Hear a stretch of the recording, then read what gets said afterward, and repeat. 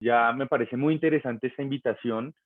Un saludo a todos y todas las casi 20 personas que están conectadas en este momento. Sé que es un horario un poco difícil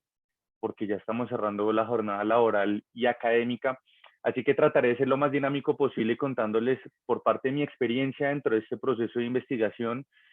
una historia para contarles dentro de cómo se hizo la investigación y también el componente académico que nosotros tenemos en nuestros procesos. Yo soy coordinador de la línea de democracia y gobernabilidad de la Fundación Paz y Reconciliación. Llevo más de un lustro trabajando en la fundación como investigador inicialmente y ahora como coordinador de un equipo de más de 6 personas, 7 personas, que nos encargamos de investigaciones en 3 ejes muy importantes. El primero es fortalecimiento institucional y a nivel democrático en Colombia mediante unos proyectos de cooperación internacional. El segundo es un tema de investigación muy puntual sobre hechos o denuncias de corrupción a nivel nacional. Y el tercero es un seguimiento electoral que nosotros hacemos también ya casi desde hace una década dentro de unas investigaciones que ya han sacado unos libros, han sacado unos informes y que sin duda esta investigación que hicimos para el caso del Pacífico servirá como insumo. PARES funciona como una organización no gubernamental que cuenta con 4 líneas de investigación. Yo dirijo una de esas líneas. Hay otras líneas de investigación que es la línea de paz y posconflicto, la línea de seguridad y la línea de conflictos asociados al desarrollo. En efecto, nosotros tenemos presencia en Buenaventura con una oficina que es nuestra oficina Pacífico desde hace ya 3 años, en donde nosotros hemos venido implementando diversos proyectos de investigación de forma transversal de todas estas líneas que les cuento, incluida la línea de democracia y gobernabilidad, pero con un interés muy particular sobre temas de implementación del acuerdo de paz y de seguridad. Cabe resaltar que PARES ha hecho diversos insumos, informes y aplicaciones de metodologías para poder entender cómo es el contexto del Pacífico en el marco del conflicto armado, en el marco de la implementación del acuerdo de paz, pero también en temas de riesgos de corrupción y de lucha contra la corrupción en el departamento del Valle del Cauca, específicamente hacia el litoral pacífico, en el distrito de Buenaventura. Desde esa oficina hemos emitido un sinnúmero de informes, publicaciones, artículos, entrevistas, etcétera,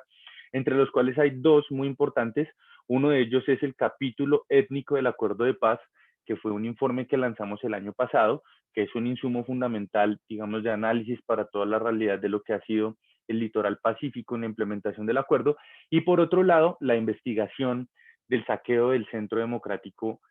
a lo que es la Universidad del Pacífico en Buenaventura. Y para entrar en materia dentro de ese proceso, desde hace más de un año, nosotros veníamos realizando la investigación y el proceso de investigación sobre qué era lo que estaba pasando a nivel de representación política en el distrito de Buenaventura, y venimos nosotros haciendo un análisis de contexto muy fuerte sobre lo que fue el paro cívico, que empezó hacia 2017, 2018, y que eso empezó a tener unos impactos y empezó a confluir con otros factores, como fueron las elecciones de 2018 a Congreso de la República, posteriormente las elecciones de 2019, y entre esos dos factores de análisis muy importantes, hechos relacionados con la destitución del alcalde anterior, unas elecciones, digamos, que se llevaron con unas ternas para el tema del distrito de Buenaventura, y con eso, como el paro cívico estableció una agenda en la cual también solicitaba que se estaban dando unos manejos irregulares de la Universidad del Pacífico. En esos dos aspectos nos empezaron a llegar una serie de denuncias anónimas por parte de algunas fuentes que nosotros tenemos allá, en las cuales se mencionó que habían unos riesgos de corrupción, de presuntos hechos irregulares sobre el manejo de la universidad y sobre el manejo político que se estaba dando desde las elecciones de 2018 y de 2019. Yo quiero hacer una aclaración aquí muy importante y aprovechando que se está grabando este espacio. De acuerdo con lo que me mencionó ahorita Juan Camilo y agradeciendo de nuevo este espacio, quiero mencionarles que nuestras investigaciones siempre tienen un soporte a partir de 3 ejes fundamentales. El primero, la información de carácter público que se encuentra dentro de las fuentes que nosotros podemos identificar del Sistema Electrónico de Contratación Pública, del Sistema Integrado de Gestión del Empleo Público, del Registro Único Empresarial de Cámara y Comercio, así como pues, las redes de información que se manejan de parte del Estado de Finanzas Públicas. El segundo eje importante son las denuncias por parte de las fuentes que nosotros tenemos en los territorios, que son colaboradores, que son periodistas, que son investigadores, que son personas incluso que pertenecen a las entidades públicas entre ellas las universidades, y en tercer lugar, unas metodologías de análisis que nosotros aplicamos ya dentro de pares, dentro del equipo de investigación, para poder contrastar, verificar, analizar y concluir con estos informes que nosotros publicamos. En ese sentido, hago esa salvedad por una razón muy importante, y es que nos suele pasar, o me suele pasar mucho en este tipo de espacios donde hay personas que hacen parte de esos territorios, en los cuales nosotros siempre tratamos de hacer un trabajo de acción sin daño, desde lo que es el enfoque, digamos, de las ciencias sociales, pero que resulta teniendo o hiriendo susceptibilidades de personas con las cuales estamos en los escenarios. Entiendo que es un tema bastante delicado, que es un tema que puede herir susceptibilidades, pero todo eso parte de un ejercicio de investigación académica fundamentalmente, y que busca fortalecer procesos institucionales. Haciendo pues esa aclaración, entonces ya empiezo a contarles ahora sí de qué se trata esta investigación, con esta introducción, para que nosotros podamos enmarcar todo esto dentro de un proceso que tuvo más de un año de elaboración, que no se pudo sacar anteriormente porque respondía a unas dinámicas de la cuarentena que nos limitaron mucho poder hacer la contrastación de información en territorio, y hasta finales del año pasado y principios de este año, incluso agravándose la situación en la Universidad del Pacífico, pudimos sacar a la luz este informe. En efecto, como resumen, si ustedes pudieron revisar, esta historia tiene, digamos, tres ejes muy importantes también. El primero es que existe un representante a la Cámara por parte del Partido Centro Democrático, que es el único representante que tiene en el Congreso de la República en este momento el distrito de Buenaventura, que se lanza por primera vez en 2018 y queda elegido con 19.280 votos, 19.284 votos, que si ustedes analizan cuál es el nivel de representatividad en votos en un distrito como es el Puerto de Buenaventura, o incluso en el departamento del Valle del Cauca, o incluso en lo que es un Senado o cualquier otro mecanismo de representación, no son votos tan altos, pero son suficientes para que este personaje, Milton Angulo Viveros, pues empiece a hacer algún tipo de acciones irregulares, presuntamente hechos de corrupción que nosotros empezamos a revisar dentro de su hoja de vida, dentro de su perfil, de quiénes eran sus padrinos, y procesos que ya hemos hecho desde 2014 y desde 2015 en cuanto a cómo estaba conformada la estructura política del departamento del Valle del Cauca, y específicamente quienes tenían intereses en el puerto de Buenaventura, o más bien las actividades portuarias, porque ha sido algo que me han corregido mucho, discúlpenme, es las actividades portuarias, que representan pues un sinnúmero de empleos y dinámicas muy particulares que hay que analizar a profundidad. Eso en temas económicos. En temas ya de carácter administrativo y de la universidad, una vez llega Milton Angulo, coincide con otro proceso, otro eje muy importante, y es el nombramiento dentro del Consejo Superior de la Universidad de el Pacífico de Dagoberto Riascos Micolta, que llega como rector encargado a partir de lo que había sido un proceso de destitución del rector que estaba antes, y que era un rector que había hecho malos manejos de la universidad, y que a partir de lo que había sido el paro cívico en 2017-2018 se había hecho la exigencia de que por fin se hiciera una investigación para poderlo sacar. Este rector encargado es el que también ha llegado en una coyuntura en la cual coincide con la llegada de Milton Angulo dentro del proceso de elección en el Congreso, y un fortalecimiento de su poder político, de cuotas burocráticas que dentro de pares nosotros le asignamos ese nombre a las personas que tienen una relación de un vínculo, bien sea familiar, personal o de amistad, con algún político que tiene injerencia dentro de un departamento, y a su vez dentro de lo que pueden ser entidades claves en el manejo institucional, como lo son las alcaldías, las gobernaciones, los consejos, las asambleas, pero sobre todo las que pueden dar un factor de rédito político por votos, o un factor de rédito económico por medio de lo que son sus cuotas en universidades públicas, y en entidades como el Instituto Colombiano de Bienestar Familiar, entidades también como Findeter,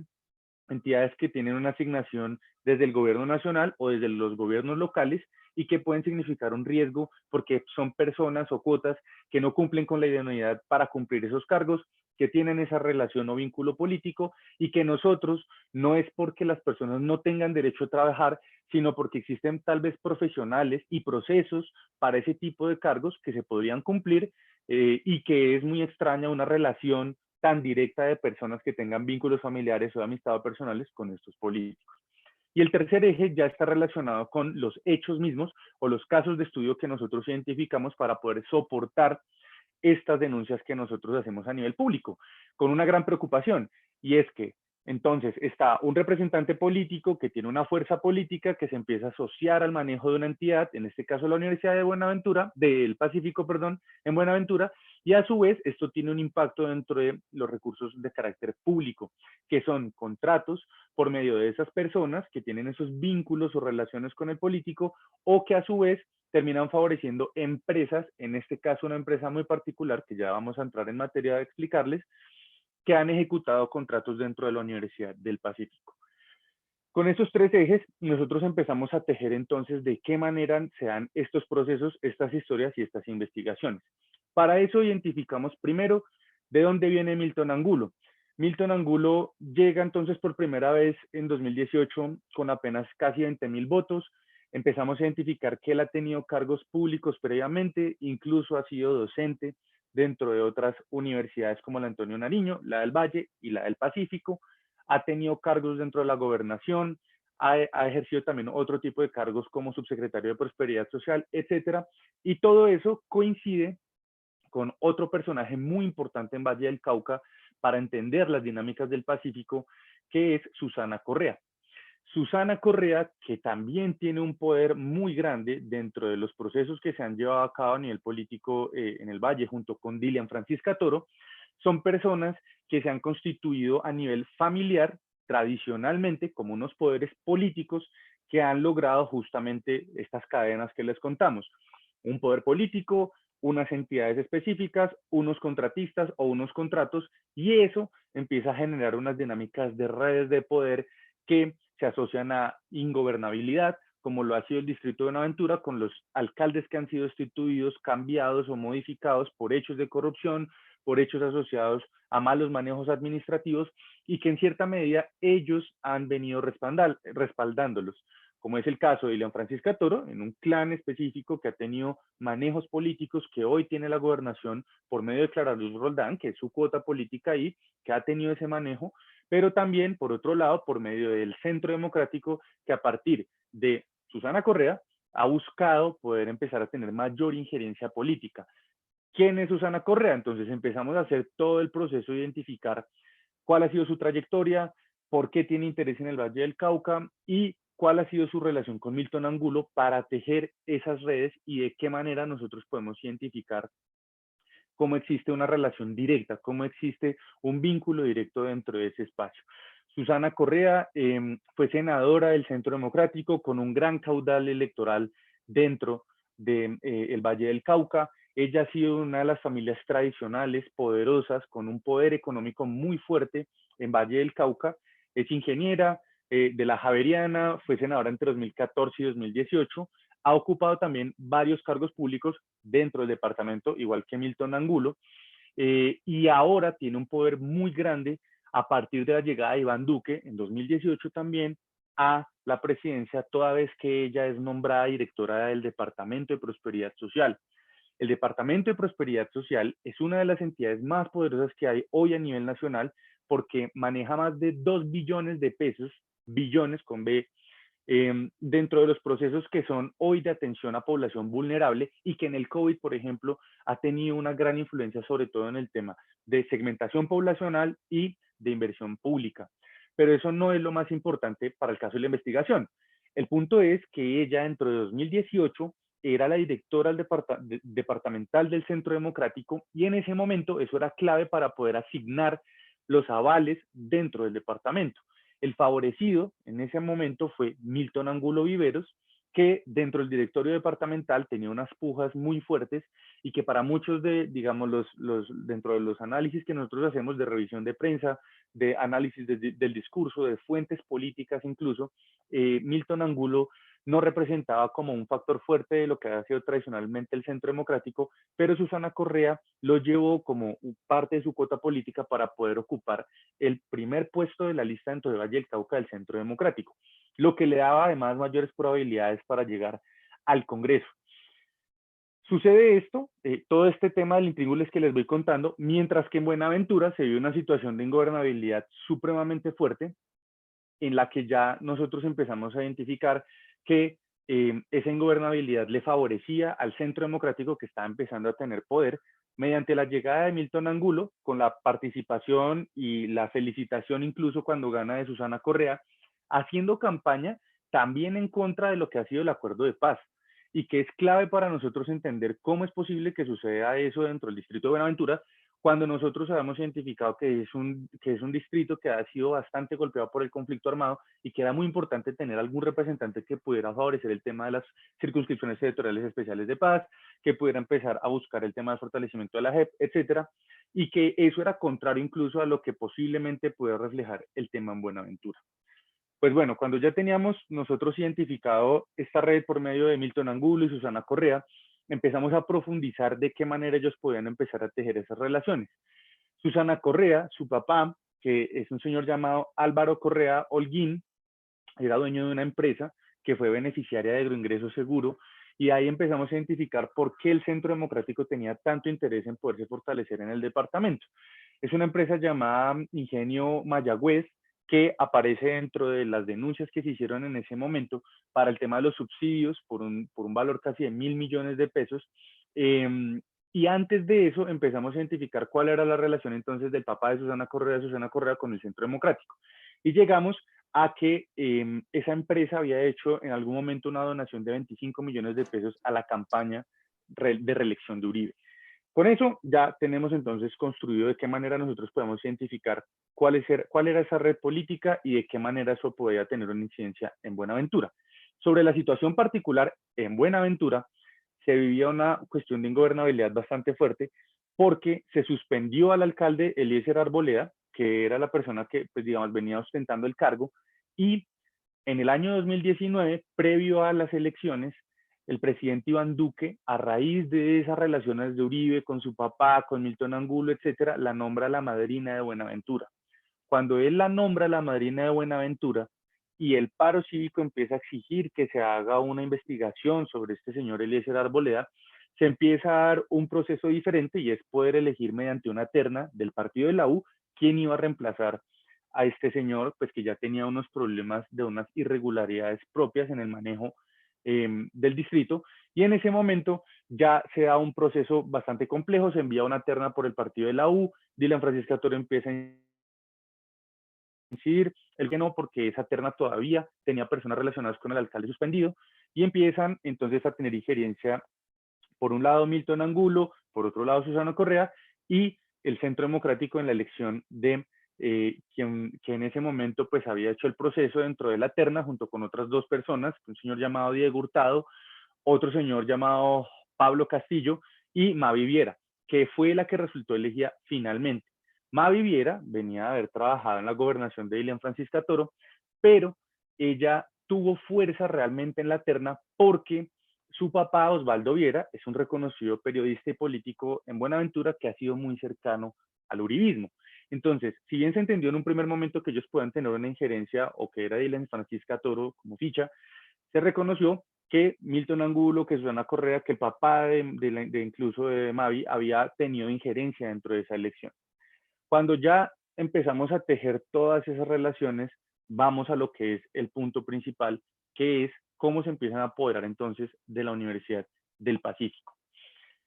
La Universidad del Pacífico, paralela a esa historia también que les cuento de ingobernabilidad, de las relaciones políticas que han tenido, cómo se han ganado estos puestos, también se ha convertido en un fortín político y económico de Ilan Francisca Toro y del partido de la U, por medio de personas que habían hecho manejos inescrupulosos previamente de la universidad. Y de esa manera, así como el paro cívico empezó a presionar temas de investigaciones con el exalcalde y se dio la elección, digamos, después de Mavi Viera, que estuvo hasta 2019 cuando ya se dio la elección de quien hoy es el alcalde del distrito de Buenaventura, que hace parte de lo que fue esa dinámica del paro cívico y que buscaba cambiar ese proceso. También la universidad vivía su propia ingobernabilidad porque la universidad cuenta con dos factores importantes. Primero, es la universidad que tiene mayor presencia en el distrito después de la Universidad del Valle, que tiene una sede, que es su sede Pacífico, y por otro lado, porque por medio de unas estampillas especiales, les habían presupuestado entrar más de 300.000 millones de pesos para temas de inversión pública a nivel de infraestructura y sostenibilidad de funcionamiento de la universidad. Además de, óigase muy bien, en 2019 un presupuesto de 22.000 millones de pesos que estaba en riesgo porque por los malos manejos administrativos previos por parte de un señor que, permítanme un segundo acá, no recuerdo su nombre, eh, el ex rector Félix Suárez, pues hubo ya un tema muy específico allá de decir, bueno, aquí necesitamos un cambio dentro de la universidad. Este señor Félix Suárez empieza a tener unos ruidos dentro de la universidad, se empiezan a hacer unas denuncias,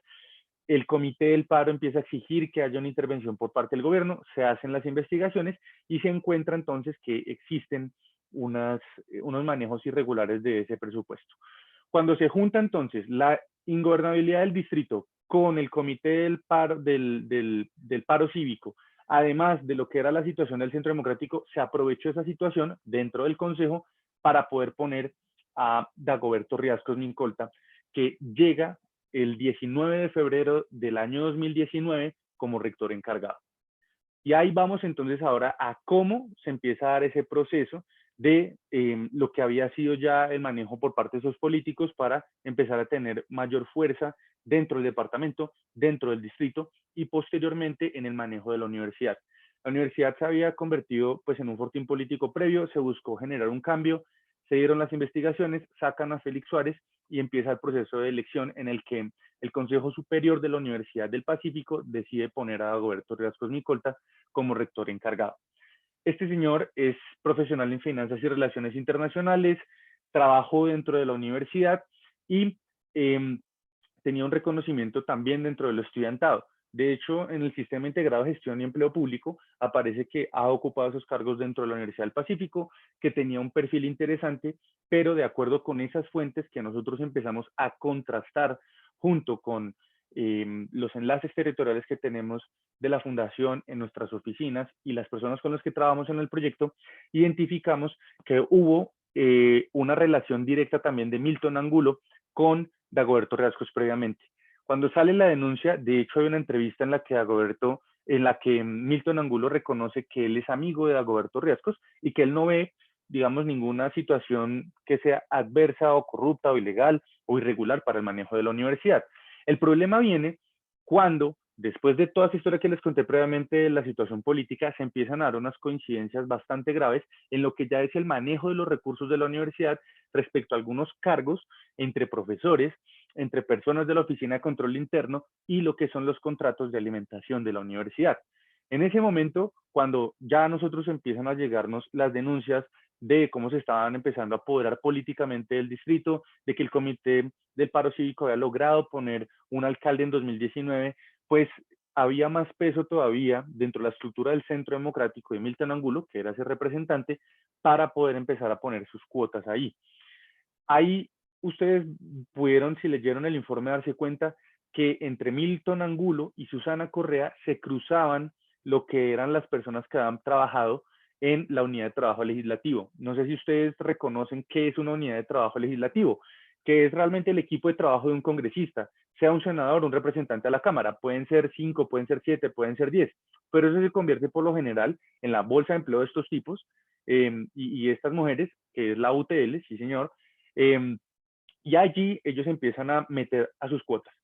Si ustedes miran en el informe, ahí están los nombres detallados de las personas que estuvieron en la UTL de Susana Correa y después pasaron a la UTL de Milton Angulo. Pero no solo eso, personas que estuvieron en la UTL de ellos dos y después cuando Mavi Viera llegó, antes de que llegara la elección del 2019, se encargaron de institutos del distrito de Buenaventura que manejaban unos presupuestos importantes y que eran cuotas de ellos. Y que si bien nosotros empezamos a identificar esas cuotas entre ellos dos, también esas personas empezaron a aparecer dentro de campañas políticas del Centro Democrático en 2019 al Consejo, en juntas administradoras locales y en lo que habían sido los apoyos incluso de las campañas directas de Milton Angulo. Y aquí hay algo importante, ustedes tienen que tener en cuenta que el distrito de Buenaventura, por ser un distrito especial, tiene juntas administradoras locales y eso les permite a ellos no solamente lanzar candidatos a alcaldías y a consejo, sino también a dilatos. y eso permite que entonces el Centro Democrático se pueda fortalecer repartiendo pues esos avales para los que quieran participar. Cuando nosotros identificamos ya dentro de la universidad, específicamente dentro de la universidad, quienes habían tenido participación o se habían favorecido o habían tenido una relación directa con Milton Angulo, con Susana Correa, con las campañas del Centro Democrático, encontramos dos mecanismos sumamente graves. Le llamamos mecanismo a lo que tiene un factor de sistematicidad entre lo que es esa relación de los políticos, de las entidades y de los contratos o los contratistas. Y esa sistematicidad se observó en este caso mediante dos mecanismos. Un carrusel de nombramientos que particularmente coincidieron con la llegada de Agoberto Riascos, que antes no había presencia de personas que fueran amigos o familiares o cercanos a Milton Angulo Viveros o a Susana Correa y que llegaron a tener y ocupar cargos acá. Y por otro lado, el segundo mecanismo es el de la contratación de una empresa en la que tuvo directamente relación y participación Milton Angulo Viveros y toda su familia y que se ganó un contrato, que es el contrato de alimentación escolar de la Universidad del Pacífico, que se ejecuta con qué? Con los recursos que maneja la universidad, los 22.000 millones de pesos que les comenté anteriormente, y lo que son los recursos de la ley Pro Unipacífico, que es una estampilla que les permite a ellos recibir recursos adicionales. En el primer mecanismo del carrusel de nombramientos aparecen estos nombres y aquí voy a explicarles más o menos cómo es el proceso de revisión. Sin que, acuérdense que llega Agoberto Riascos en febrero del 2019. Sin haber cumplido un mes, en el 26 de marzo, se nombra a Edgar Angulo Viveros, que es hermano de Milton Angulo, como director de proyección social en la Universidad Unipacífico. Resulta que, según Angulo, además de ser representante de Milton Angulo, del congresista, se lanzó en 2011 al Consejo de Buenaventura por el Partido Cambio Radical y se convirtió en uno de los cabildantes, es decir, de los concejales de 2012 a 2015 del distrito de Buenaventura. Hasta ahí, digamos que nosotros podemos identificar que, bueno, había tenido una participación electoral, que es lo que ustedes pueden ver en el informe, y que después, cuando llega Milton Angulo al Congreso y llega Agoberto Riascos, lo contratan dentro de la universidad. En el momento que nosotros hicimos la revisión de los documentos, dentro del SECOP, dentro de la universidad y dentro de las denuncias, él se desempeñaba como profesor de cátedra dentro de la Unipacífico. De acuerdo con lo que nosotros empezamos a revisar en los institutos donde había trabajado previamente, en las entidades donde había trabajado previamente, aparece un certificado laboral del Instituto Tecnológico Panamericano, INSTEP, que es un plantel de educación escolar con fecha de 2016, en el que se firma por parte de Segundo Angulo una, una certificación laboral a Agoberto Riascos, que es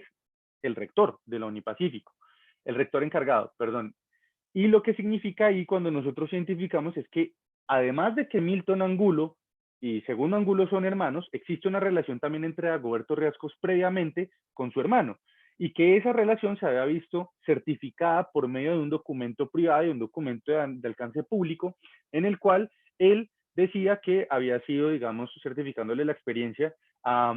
Riascos dentro de ese plantel educativo cuando Segundo Angulo manejaba ese colegio desde pues 2016. Siguiente a eso, nosotros empezamos a identificar qué otros nombres y qué otras personas tenían relación tanto con Agoberto Riascos como con Milton Angulo. En abril de 2019, un mes después de ese nombramiento, mediante una resolución, se autoriza la vinculación de un señor llamado Wilber Quiñones Montaño. Se le vincula como un docente, como un profesor también dentro del Unipacífico, con una asignación de 4 millones, casi 3 millones 800, 4 millones de pesos. Y ahí nosotros identificamos dos cosas bastante graves. Primero, a este señor Wilber Quiñones lo nombran dentro de la Oficina de Control Interno de la Universidad del Pacífico, que tiene control de las investigaciones que se hacen al profesorado y a los docentes dentro del ente educativo. Y se hizo una revisión también previamente, consultando con las fuentes, consultando incluso con personas cercanas a Milton Angulo, que él mismo lo reconoció, que Wilber Quiñones pertenece al grupo político de Milton Angulo y que también participó dentro de la campaña política que hizo al Congreso en 2018.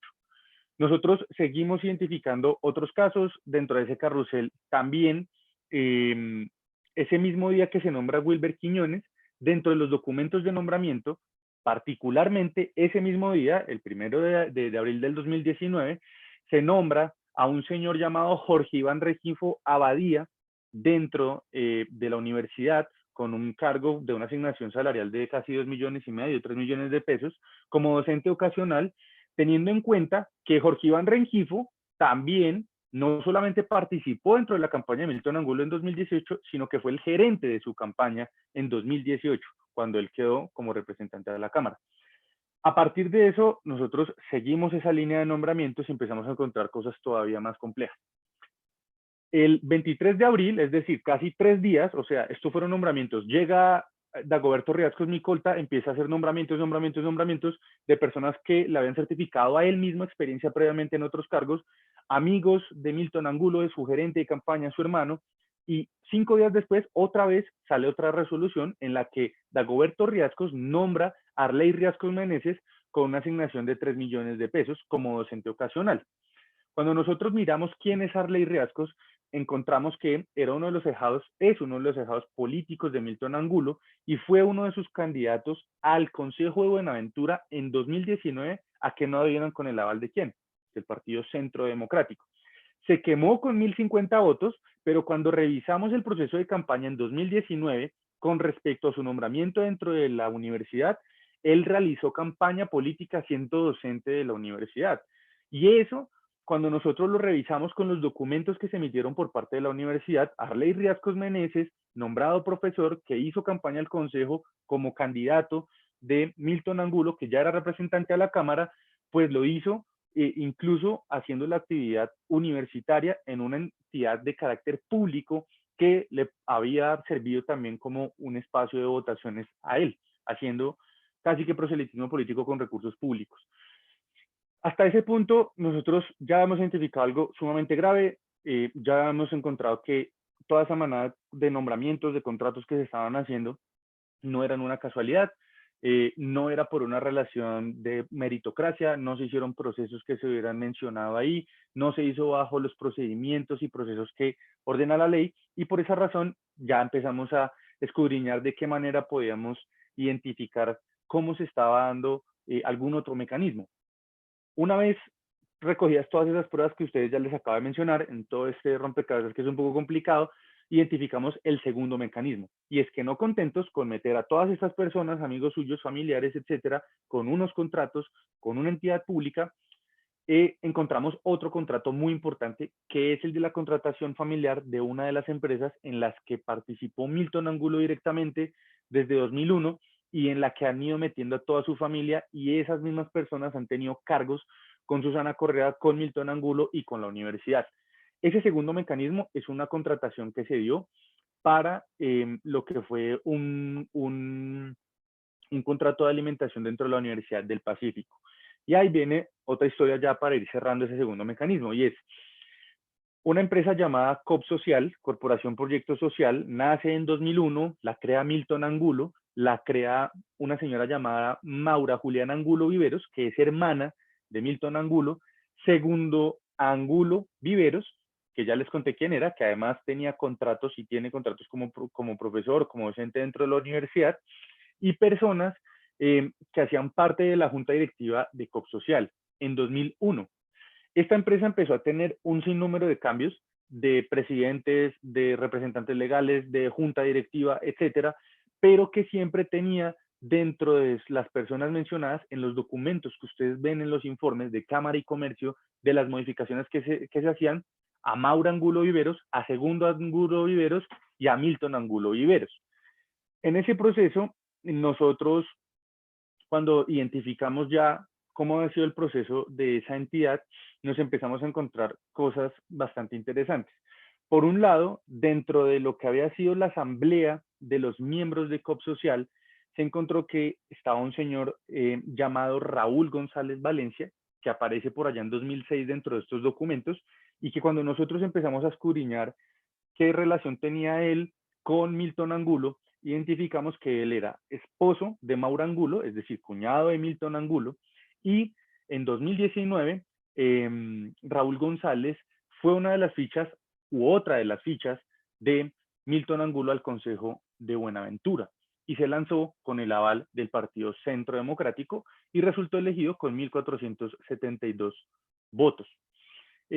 él aparecía, digamos, dentro de COPSocial, incluso hasta febrero del 2019, cuando renunció como socio adscrito a COPSocial.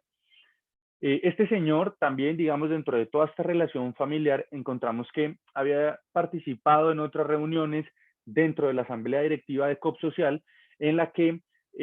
aparece el nombre de Arley Riascos Meneses, que había sido postulado para ser parte de COPSocial por una señora llamada Xiomara Riascos en su reemplazo como director ejecutivo de COPSocial. Y pues cabe resaltar que Arley Riascos también participó en 2019 como ficha de Milton Angulo para el Consejo de Buenaventura con el aval del Centro Democrático, pero que se quemó.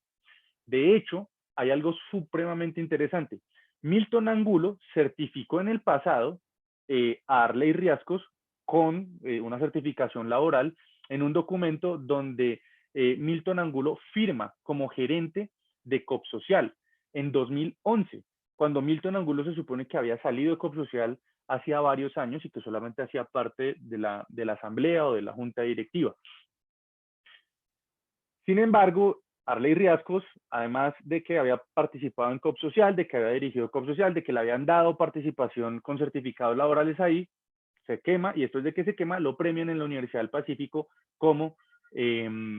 docente ocasional. Y a partir de ese momento, entonces nosotros empezamos a identificar que esa empresa COPSocial podría tener algunos otros ruidos adicionales que eran, pues digamos, bastante importantes para el análisis de pares, sobre todo porque nosotros siempre nos piden unos soportes de la evaluación de estos documentos o lo que ustedes pueden ver dentro del informe. Entonces, COPSocial era la empresa familiar de Milton Angulo ya comprobado, estaba su hermana, estaba su cuñado, estaba su cuota política, estaban además personas que han participado en las elecciones de 2019 y ahí llegan después de que ellos empiezan a participar en 2019 en política y empiezan a generar toda esta dinámica de poder hacer una red política que pudiera mantenerse dentro de la Universidad del Pacífico con COPSocial. Y en COPSocial nombran en una asamblea de socios en 2019 a dos personas, Marlowy Pino Rojas y Jenny Paola Ruiz. Estas dos personas, cuando nosotros empezamos a identificar qué relaciones tenían, digamos, ya estos dos nombres con otras personas, con el espacio en el que nosotros habíamos hecho de investigación, nos damos cuenta que ellas habían tenido una relación directa con otro señor llamado Kevin Alexander Mora, que se había lanzado en 2015 a una de esas juntas administradoras locales de Buenaventura y que se quemó. Pero resulta que quienes firman que este señor Kevin Mora sea el director ejecutivo son Lady Marlowy y Jenny Paola. La cuestión es que ellas también registran como miembros o asesoras de la unidad de trabajo legislativo de Milton Angulo en 2018. Por lo menos la última revisión que hicimos nosotros de esta señora Marlowy Pino y de Paola Ruiz aparecen como miembros de la UTL del representante Milton Angulo, que había hecho parte de COPSocial, que habían firmado la llegada de este señor Kevin Mora, y que cuando nosotros ya llegamos casi al final del proceso de investigación, nos damos cuenta que Dagoberto Riascos coge a este señor Kevin Mora y dentro del proceso de selección para el contrato de alimentación de la Universidad del Pacífico de los estudiantes del campo universitario es Kevin Mora, posesionado por estas dos mujeres que hacen parte de la UTL de Milton Angulo, las que permiten que este señor, siendo director ejecutivo de COPSocial, firme el contrato por 200 millones de pesos para la administración de lo que había sido el tema de la asignación de alimentación en la Universidad del Pacífico. Hasta ahí, esa es la investigación de lo que nosotros hicimos respecto de las relaciones, de cómo se tejía este tema, cómo se daba el proceso de las relaciones políticas de las personas que ha nombrado Dagoberto Riascos en alianza con Milton Angulo, de las relaciones familiares, personales, laborales y del otro mecanismo que era el tema de la contratación por medio de la alimentación que había de la Universidad del Pacífico, con un problema muy grave, y es que dentro de ese proceso, Dagoberto Riascos se le apareció casi que, mejor dicho, la Virgen, porque el tipo, con la llegada de la pandemia, la selección del rector en posesión se tuvo que postergar porque no se había podido hacer el proceso. Un proceso que incluso el mismo consejo de la universidad empezó a dilatar y a dilatar con unas resoluciones en las que decía que pues no se podía llevar a cabo el proceso. Y después de eso viene ya lo que es casi el final del informe que ustedes van a encontrar, en la cual se empezaron a dar otras denuncias adicionales en donde decían, mire, aquí no es solamente se están dando favorecimientos seguramente a familiares o esas casualidades de esos familiares ahí, de estos contratos, de estos contratistas y de Milton Angulo, el representante del Centro Democrático, sino que también se está generando una dilatación del proceso de selección del rector. Hubo una pelea interna dentro de la Universidad del Pacífico que generó todavía mayor ingobernabilidad, y es que parte del Consejo Estudiantil, parte de movimientos estudiantiles empezaron a tener roces por la injerencia política que había de partidos, por parte del partido de la U y por parte del Centro Democrático, para la selección del nuevo rector, que por lo menos hasta el momento en el que nosotros sacamos el informe había tenido unos cambios, debido a que en diciembre se había dicho que se iba a hacer la selección en febrero, después se fue cambiando, con una particularidad también importante. Sé que les he dado una cantidad de nombres, de contratos, de cosas, que es una historia difícil de tejer, pero tengan en cuenta una situación muy particular. Los profesores de cualquier entidad, incluso las entidades públicas, tienen un problema en la educación superior, y es que los contratan por semestres. Entonces, cualquier profesor que se quisiera vincular a la universidad para ser parte del proceso de elección rectoral tenía que estar vinculado dentro de la entidad a enero. Y como en enero se está dando apenas el proceso de contratación, se empezó a dar denuncias de que hubo muchos profesores que tenían la intención de lanzarse, que no estaban en la cuerda de Milton Angulo y que no les estaban renovando los contratos. Eso pasó por serios problemas, digamos, dentro del Consejo ya superior de la universidad. Hubo un problema grandísimo también por parte de miembros del Consejo Estudiantil, por parte del movimiento estudiantil, porque resulta que no contentos con toda la historia que les acabo de contar, hubo dos hechos muy importantes. Por un lado, hubo una modificación de la ordenanza de la estampilla Pro Unipacífico, acuérdense los 300.000 millones de pesos adicionales a los 22.000 millones de pesos, donde se redujeron los recursos que iba a recibir la Universidad del Pacífico debido a la negligencia del rector y de la administración por los malos manejos que le estaban dando. Esto debido a un informe de la Contraloría General de la República evidenciando que habían hallazgos fiscales considerables e incluso de carácter penal sobre el uso injustificado de 200 millones de pesos en tarjetas de crédito a nombre de la universidad que utilizó Dagoberto Riascos y que llevó además al error a la Contraloría General porque se hicieron por medio de recursos que no se puedan destinar ni a funcionamiento ni a inversión pública. Todo esto, digamos, ya con lo del tema de lo que venía sucediendo con los contratos, con el tema de la ingobernabilidad, con la imposibilidad de elegir un rector nuevo, pues generó que la universidad empezara a tener además una visibilidad a nivel nacional que no se la estaba dando absolutamente nadie, y nosotros dentro de este informe pudimos pues recopilar todos estos datos, pudimos recopilar todos estos hechos, sabiendo que por lo menos hasta lo que hace la actualización al mes pasado no se había podido terminar de elegir rector porque seguían en cargo de Dagoberto Riascos, y a eso se le suman otros hechos ya adicionales que ustedes pueden ver en el informe, que hubo un homenaje que se hizo de la Universidad del Pacífico a algunos profesores, y particularmente, habiendo situación de COVID, reunieron personas en un auditorio en el que entregaba, como ven las fotos ahí, los reconocimientos a los profesores, era Milton Angulo. Y él dice que él no tiene ninguna relación, que a él lo llamaron fue porque él era el congresista del distrito y que él pues dice que no lo pueden inhabilitar o no le pueden impedir participar de esos espacios, que no era un homenaje para él, sino para los profesores. Ya cuando nosotros empezamos a terminar el informe, hicimos contrastación con todas las fuentes y presentamos esto, lo último que les puedo contar es que pues Milton Angulo, Dagoberto Riascos, Susana Correa creo, y la universidad nos empezaron a solicitar una cantidad de cosas de información, de rectificación, etcétera. Y hay una entrevista que ustedes pueden ver bastante particular de Milton, en el que él reconoce que ahí están sus hermanos, que ahí están sus amigos, que esa empresa, él había participado con esa empresa, que él es amigo de Dagoberto Riascos y que en Colombia no está prohibido contratar amigos o familiares porque eso no es delito, que uno no puede violar el principio de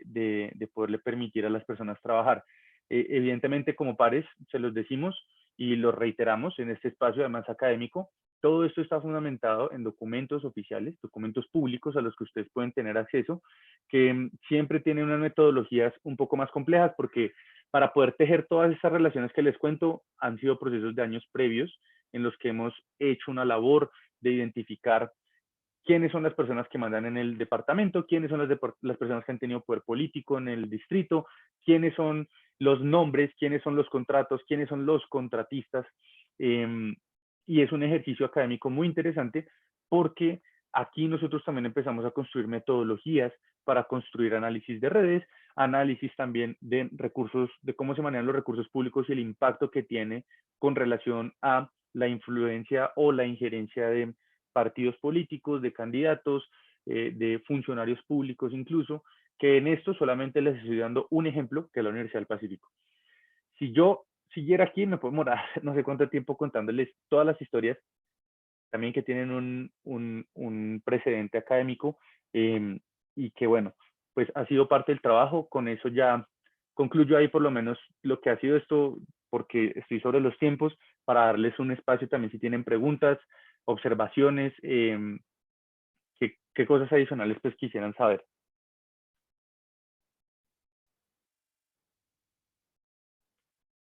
Juan Camilo, no se le escucha.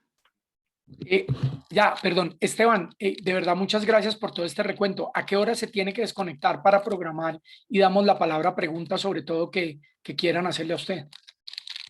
No, si quieres, hagámosle. Yo creo que por ahí unos 15 minutos más y no hay lío. Listo. Yo lo que propongo es que usen el botón de reacciones abajo a la derecha para levantar la mano y así nos va dando la palabra en orden como va apareciendo en la lista. Si no les funciona, entonces ya veo que primero está Leiner y después María Alejandra Victorino y después Juan Manuel. Entonces empecemos con Leiner. Bueno, gracias Juan Camilo, gracias Esteban por la presentación. Ariel casi siempre tiene 3 cosas por decir, entonces esta vez usted no hizo 3 cosas, sino que armó un discurso más amplio en otros temas. Digamos que luego de revisar el informe y escuchar su presentación, pues es un tema muy triste, ese tema de las contrataciones, pues que a persona natural, que es un tema bien delicado, y el tema de las tarjetas de crédito, bueno, todo lo que usted nos contó ahora, que son temas pues de corrupción bien complicados, pero mi pregunta es que si de pronto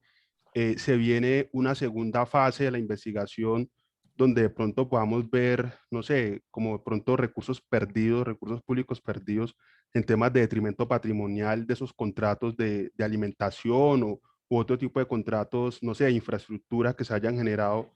a través de ese ejercicio, pues como de entregar cargos a personas de su mismo grupo de amigos, ¿no? Sí, yo hay una acotación pequeña. Yo soy de la escuela de Ariel, sé que no soy Ariel, pero trato de hacer también un buen espacio para ustedes. Mira, nosotros con las metodologías que trabajamos, por lo general, tratamos de construir insumos para la opinión pública, para tomadores de decisiones, pero sobre todo para órganos de control y órganos judiciales. Nosotros no tenemos una magistratura judicial. Seguir investigando, continuar estos hechos, una segunda, tercera parte. Te doy un dato. En mi equipo de trabajo nosotros trabajamos en los 32 departamentos mensualmente, 4 o 5 denuncias de todos los departamentos. Y tratamos de dedicarle incluso un año a este ejercicio, con la posibilidad de que se pongan los reflectores allá, que los órganos de control actúen y que la Fiscalía haga su trabajo, que la Procuraduría haga su trabajo, que la Contraloría haga su trabajo, que ya hizo un hallazgo ahí preliminar que fue un insumo que sirvió para eso, pero que realmente nosotros, dentro de este ejercicio de insumos, para que los órganos de control actúen y para que hayan otras organizaciones, otras personas que continúen estos ejercicios, incentivarlos y motivarlos a que hagan estos ejercicios, es para que haya una concientización pública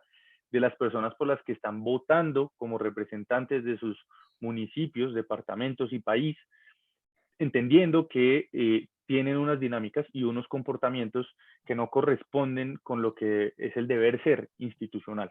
Y en la realidad es que están cometiendo actos que se deben investigar por órganos judiciales, y nosotros somos, como diría León Valencia, nuestro jefe, una hormiguita cargando una libra de panela, porque imagínense, nosotros ponemos esto con un ejercicio de 5 o 6 personas y no es el único espacio, lo hacemos en todo el país. Así que una segunda parte tendría más bien el apoyo, ojalá, de la sociedad civil, de periodistas que ya nos han contactado de cómo los podemos capacitar, cómo podemos hacer un proceso para enseñarles a ellos cómo hacerlo y que ellos mismos asuman también parte de esos procesos.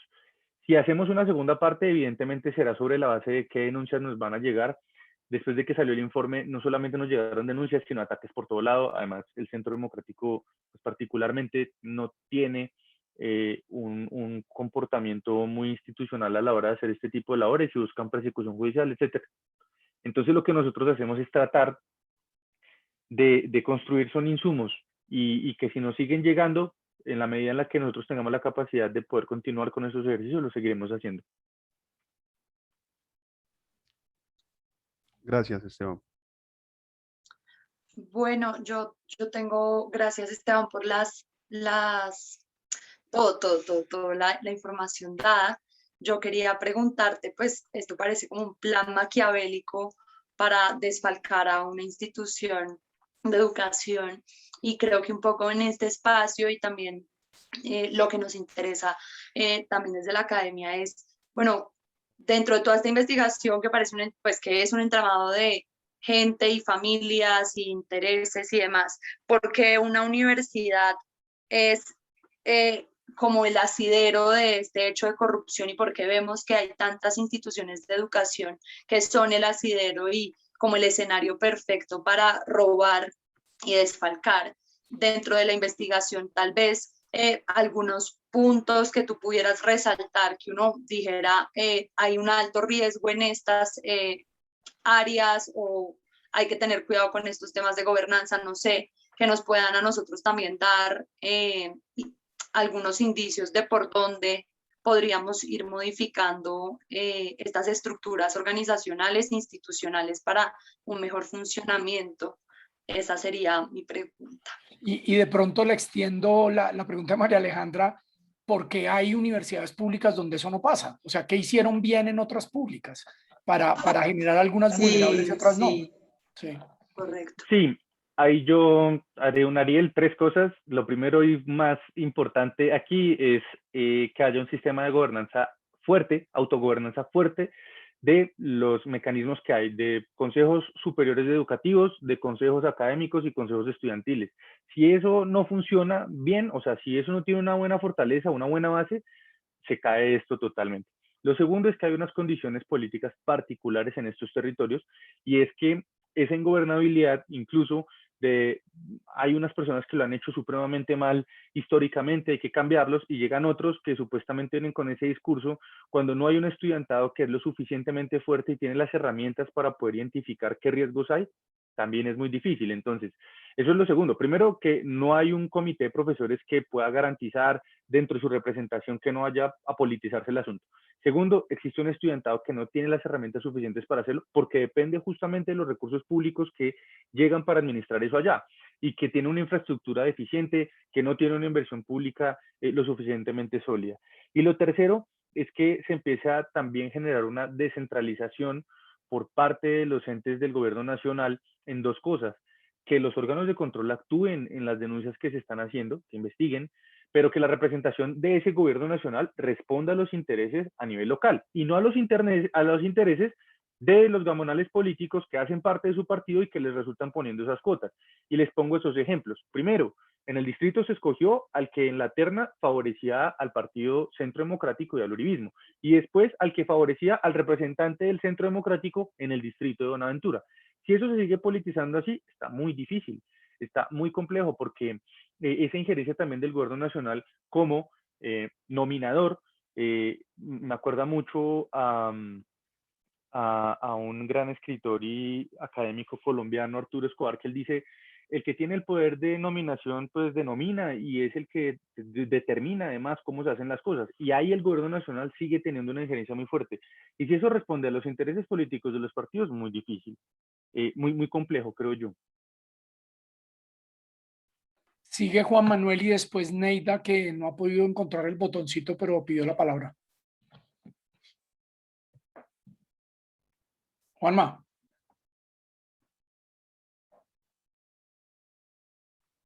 Hola, ¿me escuchan bien? Sí, señor. ¿Me escuchan? Sí, Hola. adelante. Perfecto. Qué pena, es que tengo como un poquito malo el internet, pero bueno, voy a tratar de ser breve en mi intervención. Muy interesante este informe y pues agradecerle a Pares y a Esteban que nos está ilustrando. ¿Aló? Ahí te Sí, escuchamos. adelante, lo oímos. Hola, Te hola. escuchamos. Sí, lo oímos, Juanma. Juan Manuel, dele. De pronto si apagas la cámara.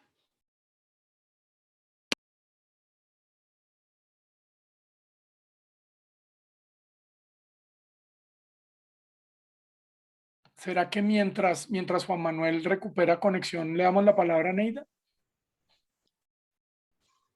Neida, Sí, ¿quiere? Sí, Adelante, sí, Neida, con su pregunta y después volvemos con Juan Manuel. sí, bueno, no sé si es exactamente una pregunta, pero sí estoy de acuerdo con Alejandra cuando dice que toda la exposición del señor Salazar pareciera que es como todo un plan eh, muy macabro, pero que digamos que cuando el doctor Juan Camilo hacía la introducción en el comienzo, él decía pues que hay como una brecha entre el centro y la periferia, pero digamos como que a rato pareciera que no, está muy articulado con el centro, ¿no? En el sentido en que, bueno, ¿quiénes están implicados allí? Gente que trabaja en altos cargos, en sectores que tienen claramente un poder político desde el centro. Entonces, digamos que, ¿cómo se explica que en el extremo del país esta gente tenga como tanta cabida, tanto impacto en lo que tiene que ver con la corrupción y en el sentido también de que, bueno, estamos catalogados como el país más corrupto del mundo, ¿sí? ¿Cómo se explica eso? Y de hecho, pues digamos que, ¿por qué, como lo decía el doctor, por qué en la Universidad del Pacífico y no en otra?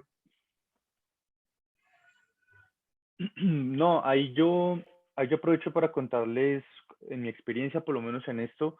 en lo que ha sido mi trabajo durante todo este tiempo. Ustedes me causa curiosidad porque llaman un plan macabro, súper elaborado, súper bueno. Y yo les digo que yo he llegado a la conclusión de que en Colombia hay como tres tipos de corrupciones o en estos espacios. Hay una corrupción sofisticada, hay una que es un nivel intermedio y hay una que es un nivel primitivo. Y si les digo, esta investigación es de un nivel primitivo, muy primitivo, porque acá lo que hay es una relación familiar directa, en la que incluso no se sonrojan en decir que sí, que son sus amigos, son sus familiares y que aquí no se puede violar el derecho a que la gente pueda trabajar. El problema es que su hermano, su tío, su empresa, su amigo, su jefe política y todo el mundo trabaja ahí, pues eso es muy tenaz. Eh, y no es la única universidad. A veces también sufrimos de esta lógica parroquialista de decir, no, es que solo pasa en el Pacífico, solo pasa aquí, y si les digo, eso pasa en todos lados. E incluso en los niveles intermedios de corrupción hay cosas más sofisticadas, pero cometen errores muy básicos. Siguen contratando a la esposa, siguen contratando al primo, siguen contratando a personas que tienen relaciones familiares no tan obvias, pero se les hace un poquito menos, digamos, indiscreto el asunto, entonces a uno le toca trabajar un poquito más para identificarlo. Pero hay casos todavía más complejos, hay casos de la corrupción sofisticada que llamo yo, donde ya ponen personas que rastrearlas es casi imposible, porque no meten a sus familiares, ni a sus amigos, ni a esto, sino personas que son cuotas que han trabajado con ellos, que los preparan para ir ocupando esos cargos y que empiezan a caer por otras cosas muy diferentes, como por ejemplo que utilizan técnicas para no sacar la plata por medio de contratos, sino que crean empresas falsas y esas empresas falsas, ya cuando uno empieza a identificar cómo empiezan a sacar esos contratos, uno se da cuenta que cometen errores también muy básicos. Entonces ponen a alguien que no es ni familiar, ni amigo, ni alguien cercano que uno puede identificar, pero esa persona crea empresas falsas y caen por cosas tan bobas como estas. Crean 5 empresas y las 5 empresas uno dice, no, pues aquí hay pluralidad de oferentes, ¿no? Pues aquí se presentan 5 personas a un contrato, súper bien. Pero resulta que esas 5 empresas fachadas tienen el mismo domicilio. Es, o sea, es como, pues bueno, hicieron todo muy bien, excepto que el domicilio de las 5 empresas es el mismo.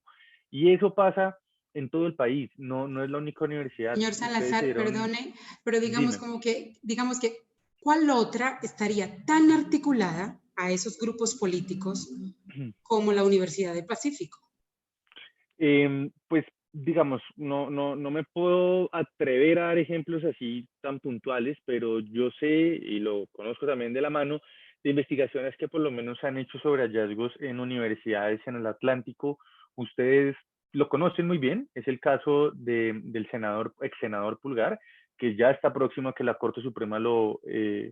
resulte ya condenando, tal vez, ya lo investigó, y es un caso que ustedes se dieron cuenta, el tipo lo capturaron. ¿Por qué lo capturaron? Porque en los Danieles, Daniel Coronel sacó un hecho en el que él decía, no, allá el rector es amigo mío, y el rector no solo es amigo mío, sino que me pone votos y me pone contratos.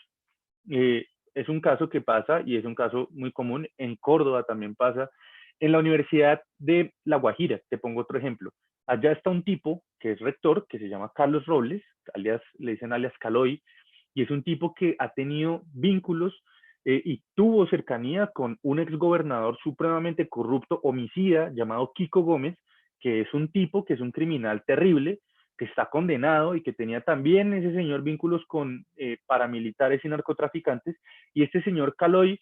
tiene una relación directa con toda la clase política de La Guajira, y la universidad ha entrado en paros durante los últimos 3, 4 años porque los estudiantes están cansados de que se roben la universidad. Si quieren conocer sobre ese caso, hay una periodista muy buena que se llama Katia Salemos Pino, está supremamente amenazada, etcétera, y ella saca videos de la Universidad de La Guajira en donde explica cómo funciona allá.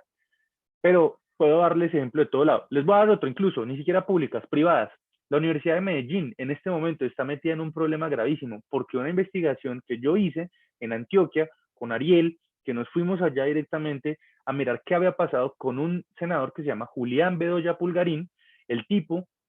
sacó supuestamente un título de abogado de allá en el que cuando nosotros identificamos cuáles habían sido los exámenes, por ejemplo, de los preparatorios, del ICFES, etcétera, no coincidía con nada de lo que la universidad ha publicado. Y la Universidad de Medellín ahora está metida en un problema tenaz porque se empezaron a descubrir que profesores, que el decano incluso de Derecho, había estado relacionado con temas de carácter de participación política, contratación y hechos irregulares dentro de la universidad. Puedo seguir dándote ejemplos, pasa también en Santander, pasa también en Antioquia, pasa, bueno, en muchas universidades. La Universidad de Cundinamarca también hace parte de una estructura de un partido político que antes estaba relacionada con un representante de la Cámara de Cundinamarca, que ponía votos, que pone contratos, o sea, esto pasa en Pero ¿cuál muchas es la universidades. diferencia? La diferencia no, pues ya habría que analizar caso a caso. Yo te puedo decir que variables o coincidencias hay casi, digamos, las mismas. Hay por lo general un congresista que tiene un gran poder departamental en la universidad en la cual se están presentando hechos irregulares. Esos hechos irregulares, ¿cómo funcionan? En la misma dinámica de las 3 cosas que les expliqué. Primero, un grupo político que pertenece a un clan tradicional de una familia que ha gobernado siempre, que por lo general tiene un poder económico fuerte. Esa familia llega al poder político, bien sea a alcaldías, a gobernaciones, a consejos, a asambleas departamentales, al Congreso, y después empiezan a cooptar mediante cuotas burocráticas lo que son entidades públicas. Entre esas, no solamente las universidades, el ICBF, los órganos de control, los órganos de justicia, etcétera. Las universidades es un caso particular, pero casi siempre se repite la misma historia. Congresistas, grupos políticos, clanes, meten cuotas burocráticas en los espacios de asambleas estudiantiles, consejos superiores, consejos académicos, escogen rector y ese rector es funcional a los intereses. ¿Y cómo lo materializa? Con contratación por medio de otras cuotas de ellos o por contratos con personas jurídicas o empresas que tienen relaciones con ellos. Y ahí se completa todo el esquema, que es lo que les digo, es lo que pasa con este señor que lo capturaron, ya se me olvidó otra vez, ya de tantos nombres, Pulgar, Eduardo Pulgar, pasa con el tema de los ñoños en la Universidad de Córdoba, pasa con el clan de la Gran Alianza de Kiko Gómez en la Universidad de La Guajira, pasa con el clan Aguilar en las universidades de Santander, pasa con los clanes en Cundinamarca en la Universidad de Cundinamarca, pasa con el clan de Julián Bedoya dentro de la Universidad de Medellín, pasa en Buenaventura con el clan de Susana Correa, con la estructura de Milton Angulo en la Universidad de Buenaventura, y así hay casos en todas las universidades. Tú podrías hacer ese ejercicio y te aseguro que calcado te da. Creo que se nos va pasando el tiempo. Juan Manuel creo que volvió, entonces le damos la palabra a Juan Manuel y la última pregunta para Julián. Entonces, ojalá cortas y concretas, porque esto está bastante interesante. Juan Manuel, adelante. Gracias, Juan Camilo. ¿Ya, ahora me escuchan bien? Perfectamente, Sí. hágale. Sí, ya estoy desde el celular. Gracias. Bueno, espero no ser malinterpretado con esta intervención, pero quiero hacer una especie de reflexión frente a lo que es este informe buenísimo, y gracias a Esteban por esa investigación tan juiciosa. Porque yo tengo como como una opinión sobre este tema de la política en la educación o la política en las universidades, ¿sí? Más que decir tal vez que el problema sea la politización de las universidades, es más bien que hay nepotismo, que hay corrupción y que hay este tipo de cosas, digamos, porque en ese caso estaríamos hablando de que es un problema que el rector sea elegido o que haya, o que haya entes de representación o de control interno en las universidades que tengan que ser elegidos, que son procesos políticos dentro de las universidades, ¿sí? Eso no lo podemos desconocer. Entonces yo creo que el problema apunta hacia otra cosa, más que a la politización, ¿sí? Tal vez para no usar ese término, pero yo quería preguntarle a Esteban precisamente en ese sentido, si dentro de esa investigación ustedes han tenido la oportunidad de ver qué impacto ha tenido la influencia de estos clanes políticos, que claramente son redes clientelares, eh, sí, como tejidos clientelares, lo llamaría yo, esa influencia que ellos han tenido sobre la educación, o sea, sobre la calidad de la educación en esas universidades, en la Universidad del Pacífico específicamente. ¿Por qué? Porque claramente digamos, el argumento del corrupto, en este caso, la persona que da un contrato a dedo, es que pues le está dando trabajo a una persona y ellos cumplen con unos requisitos, tal vez una hoja de vida o unos requisitos mínimos que debe cumplir esa persona para ser contratado, pero el problema es que no se está eligiendo tal vez la mejor opción que haya en el mercado para ocupar ese puesto, o no se está siguiendo un criterio meritocrático, ¿sí? Y a la larga eso termina afectando. En este caso pensemos en la universidad como una empresa, pues básicamente a la empresa. Y en este caso, pues creo yo que lo más importante incluso, más que el tema del desfalco financiero de la misma universidad, es el tema de cómo afecta esto la educación en esa universidad. No sé si ustedes lo han tenido en cuenta, precisamente porque, y te lo digo, yo que viví en Medellín mucho tiempo, soy testigo de eso que tú mencionas en la Universidad de Medellín y en muchas otras, incluso las que están como en un rango más bajo que podríamos llamar las instituciones universitarias. O sea, eso es increíble cómo los diputados tienen el manejo. Hay diputados, casi que cada diputado es dueño de una institución universitaria. Y obviamente esa es la forma como ellos se eligen, ¿sí? Porque tienen todos los votos ahí, ponen los contratos, todo esto. Pero hay claramente un efecto de esta influencia sobre la calidad en la educación de esas universidades. En caso en que eso no se presentara, diría uno, pues bueno, a la larga uno diría, ¿será tan malo que manejen así la universidad? ¿Sí? Pero en este caso creo que puede haber cifras que demuestran que la Universidad del Pacífico no ha sido bien manejada y eso está afectando la educación. No sé si lo han tenido en cuenta y esa es mi pregunta. Sí, no, aquí evidentemente se nos escapan un sinnúmero de variables, pues Juan Manuel, porque es evidente que nosotros no hacemos evaluaciones de impacto sobre lo que podría ser un resultado esperado no en la educación. Imagínate, pues nosotros hacemos investigaciones no solamente en el sector ejecutivo, en el sector de salud, en el sector de infraestructura, y hacer esas evaluaciones de impacto pues no nos competen, no nos corresponden porque es un trabajo muy difícil, es un trabajo que toma mucho tiempo, que toma otras metodologías de análisis que lo hacen las universidades, que también lo pueden hacer incluso de casos de estudios doctorales. Si tú te sientas y problematizas esto, solamente el caso de la Universidad de Buenaventura, si lo llevas a poder hacer un análisis multivariado, econométrico, incluso de qué tanto impacta la corrupción en un peso que se está dejando de invertir en el cupo de una persona que pueda entrar a estudiar, pero eso ya nos dará otro análisis. Lo que sí te puedo decir es que coincidimos mucho en el tema de que, claro, aquí no se busca satanizar en absoluto el ejercicio de la política dentro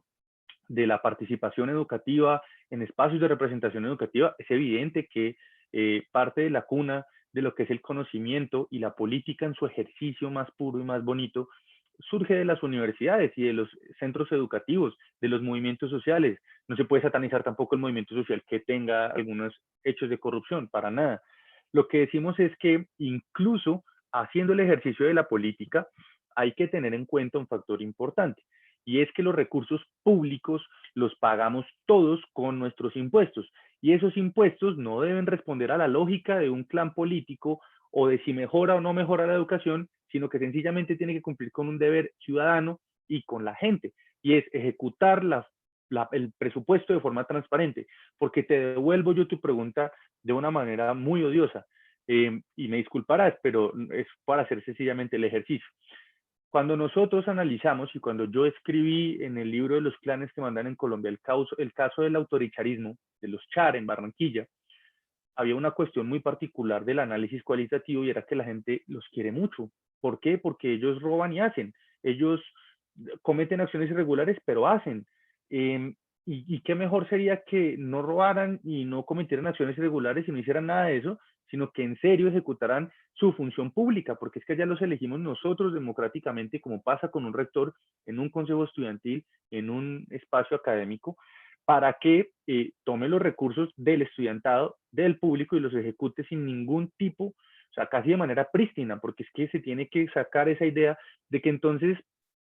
como te digo al ver la pregunta es, ¿a ti te parecería bien que si a mí me diera un resultado positivo de que a pesar de que estén contratando gente así, pues esté funcionando la universidad y esté bien, eso esté bien? Yo diría particularmente que lo que hay que sacarse de esa idea es que estas personas están ocupando unos cargos en los cuales no le deben responder ni a un partido político, ni a una facción, ni a nada de eso, sino que sencillamente tienen que responder es al estudiantado, a la comunidad, a la sociedad y a la ciudadanía. Y es de esa manera, porque casi que se termina justificando el hecho de que si entonces lo están haciendo bien, así se pierda algo de plata, pues está bien, pues qué bueno. No, no, para nada, para nada puede ser así, porque cierro ya y concluyo esto con lo que empezamos esta charla, con lo que dijo Juan Camilo, y es que en el tema educativo a mí por lo menos me parece un flagelo muy terrible que la educación tenga que responder a unas dinámicas, por ejemplo, meritocráticas, cuando haya personas que quieren estudiar y no lo pueden hacer a pesar de no tener una facultad de mérito para llegar a un espacio como la Universidad de los Andes, como el Externado, como la Nacional, como el Rosario, como la Universidad del Norte, por dar nombres así, a la loca, sino que todos puedan tener un acceso libre. Entonces, el hecho no es que tú, porque hagamos una evaluación de impacto y entonces, a pesar de que contrataron a una persona que no cumple, pues la educación mejoró, sino más bien decir, oiga, contrata a las personas ciudadanas para esto y logremos que el día de mañana haya un pleno acceso a la educación en Colombia. Eso sí sería el ideal. No que, pues, de pronto puede que haya algunas irregularidades, pero pues lo están haciendo bien o está mejorando la situación. No,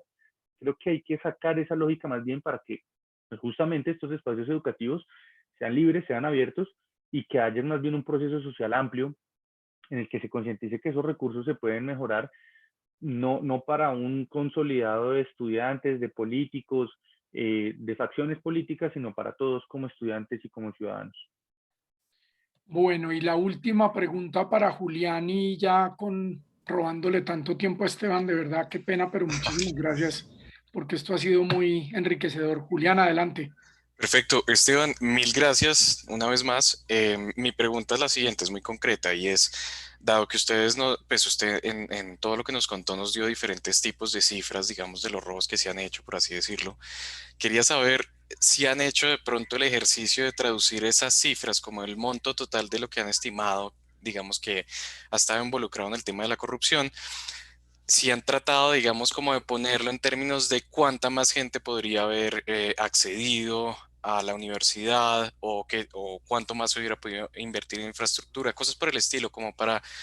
ponerlo, digamos, o que permita otra lectura, digamos, como de la magnitud de lo que esto ha implicado.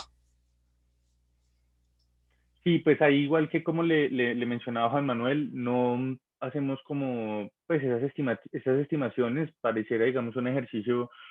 simple, pero cuando tú tienes dinámicas a nivel de infraestructura, de, bueno, tantas variables que se pueden mejorar, es muy desgastante entrar a analizar sobre qué se pudiera haber hecho mejor donde no se hubiera contratado a tal persona o donde no se hubieran hecho hallazgos. Si tú lo cuantificas sobre lo que podría ser contratos mensuales, anuales, de las personas que han sido contratadas, que corresponden como cuotas políticas, de los recursos que la Contraloría ha dicho que han tenido irregularidades, son alrededor de 400, 500 millones de pesos. En el distrito de Buenaventura hoy existe un umbral de pobreza muy alto, existe un umbral de desempleo de más del 50% de las personas, y si tú dices como, bueno, con 500 millones de pesos, ¿a cuántas personas yo puedo involucrar dentro del sistema educativo de alta calidad? Pues hay que empezar a retroceder y mirar cuántas personas siquiera se gradúan de bachillerato, y si realmente esa plata hubiera sido mejor invertirla en el bachillerato, o si incluso antes que eso, cuántos niños se mueren por desnutrición en Buenaventura, y si hubiera sido mejor inyectar esa plata al programa de 0 a Siempre, para que los niños de 0 a 5 años no se mueran porque no tienen la posibilidad de acceso a salud. Y esto es una cadena muy compleja, que por eso te digo, parte de un análisis que es una invitación a que ustedes, o que la comunidad científica y académica, pues de una manito y continúe ese proceso, porque nosotros además de esto tenemos 1000 frentes más en todo el país investigando para esta labor. Y como diría León, somos una hormiguita cargando una libra de panela, porque esto lo hacemos en un equipo bastante grande, en un equipo, perdón, bastante pequeño para una tarea enorme. Y aún así, para cerrar ya también yo les cuento que la Fiscalía, la Contraloría y la Procuraduría mueven entre los tres casi que anualmente 3 billones de pesos. Y es más interesante todavía decirles a ustedes que manejando 3 billones de pesos con una infraestructura de más de, creo que 7.000 funcionarios entre las tres, no hacen ni el 1% de lo que hace Pares haciendo todo este trabajo. Entonces uno se pregunta, ¿qué están haciendo? O sea, ¿qué es lo que hacen las entidades que tienen que hacer esto, que manejan 1000 veces más el presupuesto que nosotros y el personal que nosotros? Esa creo que es la reflexión más bien, y no porque Pares no sigue haciendo esto, no, es porque los que tienen que hacerlo no lo hacen. Bueno, yo creo que cerremos ahí, pero de verdad muchísimas gracias, Esteban, absolutamente iluminador. Gracias por responder a tantas preguntas. Ha sido de las sesiones con más intervención de los asistentes, con ganas de seguir preguntando, y estoy seguro que entre los que hay, seguro que hay muchas más preguntas por hacer, pero ya se nos fue pasando el tiempo. De verdad, Esteban, muchas gracias. Dígale a Ariel que lo acompañamos mucho en su difícil momento doméstico, familiar, pero que le agradecemos muchísimo a él y a usted y al resto del equipo lo que están haciendo por este tema tan importante. Entonces, de verdad, muchas gracias.